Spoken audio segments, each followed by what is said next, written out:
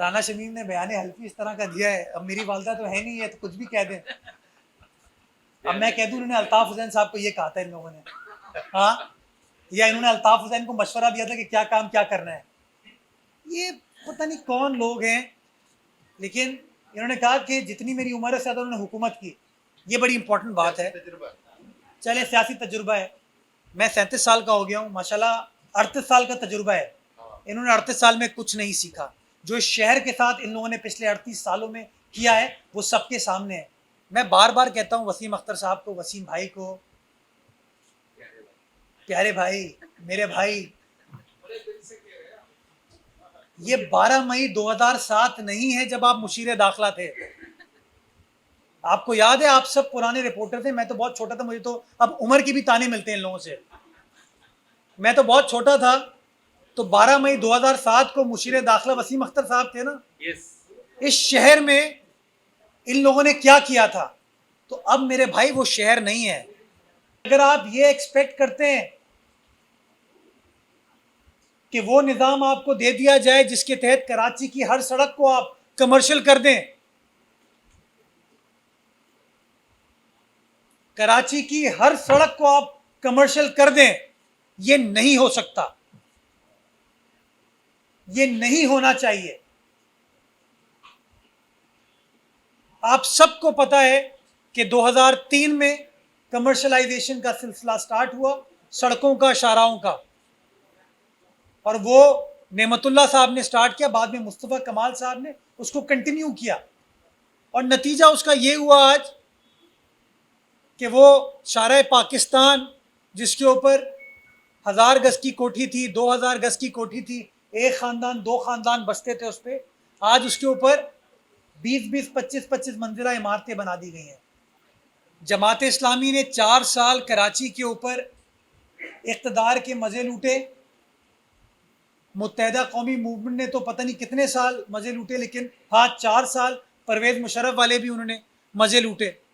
तो आज जो लोग कह रहे हैं कि आपने कराची के अंदर डीएमसीज को ख़त्म करके आप टाउन्स कायम करने जा रहे हैं, क्या 2001 के बल्दियाती निज़ाम में, जिसमें काबिल एहतराम नेमतुल्लाह साहब सिटी नाजिम थे, क्या कराची शहर के अंदर 18 टाउन नहीं थे? क्या मुस्तफ़ा कमाल साहब, काबिल इज़्ज़त व एहतराम मुस्तफ़ा कमाल साहब के दौर में, उनके 4 सालों में, क्या कराची के अंदर ये इजला थे या 18 टाउन थे? वसीम अख्तर साहब इंतहाई काबिल एहतराम 4 साल तक कहते रहे मेरे पास इख्तियारात नहीं है। यही कहते थे वाटर बोर्ड मेरे पास नहीं है, सैनिटेशन मेरे पास नहीं है। तो अब ये नया बल्दियाती निज़ाम जो सिंध में राइज होने जा रहा है, उसके तहत अगर Karachi water and sewerage board यानी कि पानी और सेवरेज के बोर्ड का चेयरमैन मेयर होगा, तो ये क्या काबिल एतराज़ बात है? यही लोग बार बार प्रेस कॉन्फ्रेंसेस करते हैं और कहते हैं कि बल्दियाती इंतखाबात आइन के तहत होते हैं।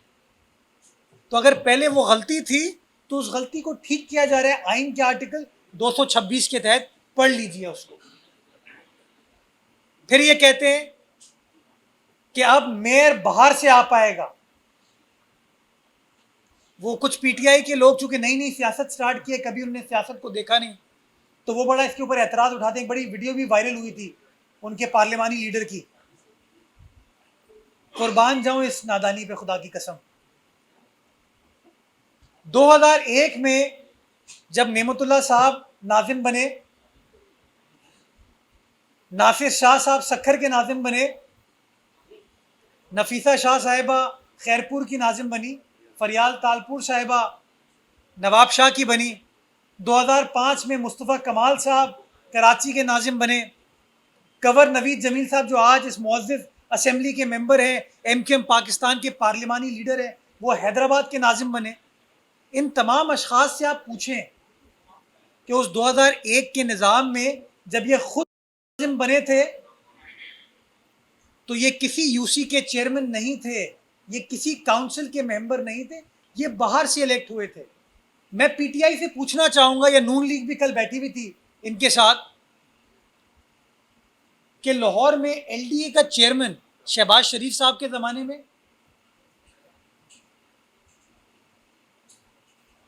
और अब उस्मान बोजदार साहब के जमाने में लाहौर डेवलपमेंट अथॉरिटी का चेयरमैन कौन है?